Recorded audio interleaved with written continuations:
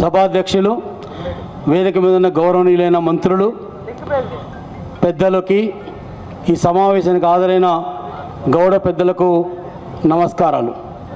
మిత్రులారా, గత 40 సంవత్సరాల నుండి ఖమ్మం పట్టణంలో గౌడ కళ్యాణ మండపం కానీ హాస్టల్గా నిర్మాణం చేయాలని పెద్దలు పూనుకున్నారు, కానీ సాధ్యం కాలేదు. గత ప్రభుత్వం శ్రీనివాస్ గౌడ్ గారు మంత్రిగా ఉండి బాలసాని లక్ష్మణ గారు ఎమ్మెల్సీగా ఉన్నప్పుడు ఈ స్థలం కోసం ప్రభుత్వం మనకి పద్మశాలిలకి కేటాయించడం జరిగింది. అదే కాకుండా 5 ఎకరాలు తాటివనం కూడా మన సబ్ జైలు పక్కన గత ప్రభుత్వం 5 ఎకరాలు తాటివనం కేటాయించడం జరిగింది. ఆ తాటివనం మీద వచ్చే లాభాన్ని కూడా గౌడు సంఘానికి ఇవ్వాలని చెప్పేసి నిర్ణయం కూడా జరిగింది. ఇప్పుడు ఆ తాటివనం అక్కడ పెరుగుతూ ఉన్నది.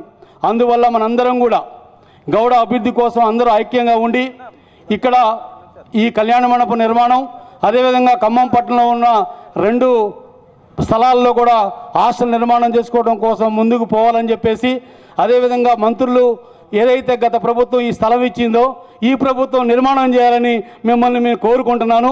ఆ ప్రభుత్వం స్థలం ఇచ్చింది, ఈ ప్రభుత్వం నిర్మాణం చేస్తే మీ 2 ప్రభుత్వాలకి గౌడ సోదరులందరూ రుణపడి ఉంటారు.